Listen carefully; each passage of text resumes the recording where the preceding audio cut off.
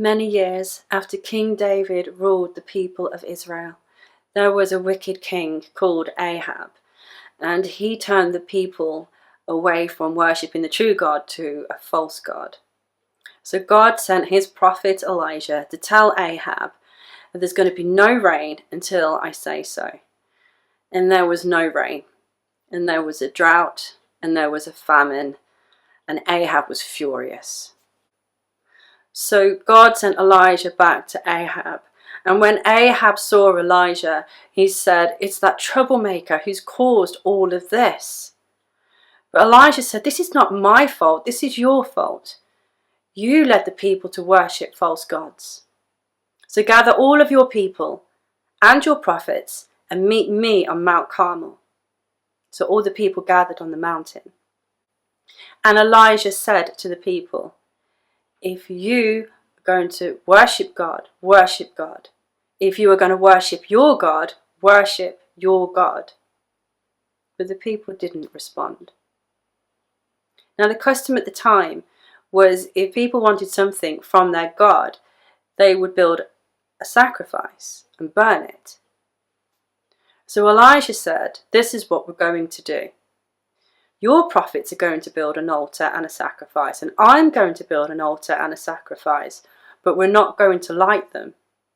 Whichever God sets fire to the sacrifice is the true God."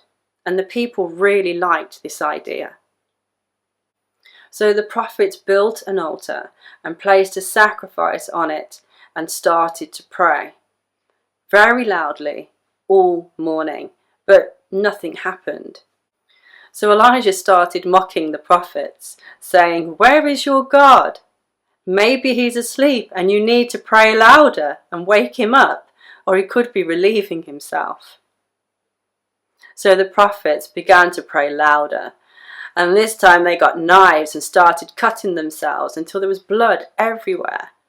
And they raved all afternoon, but still nothing happened. So Elijah builds his altar and places his sacrifice on it and digs a trench all the way around the altar.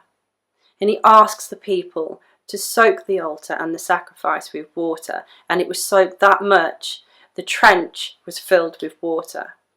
And then Elijah began to pray. "Lord God, show these people that you are the true God, and that you are returning these people back to follow you with their whole hearts." The moment Elijah stopped praying, God sends his fire from heaven and burns up everything, including the water in the trench. And the people bowed down to the ground and started saying, "God is the true God. God is the true God." Not long after, Elijah prays to God for rain, and the sky fills with clouds and it begins to rain.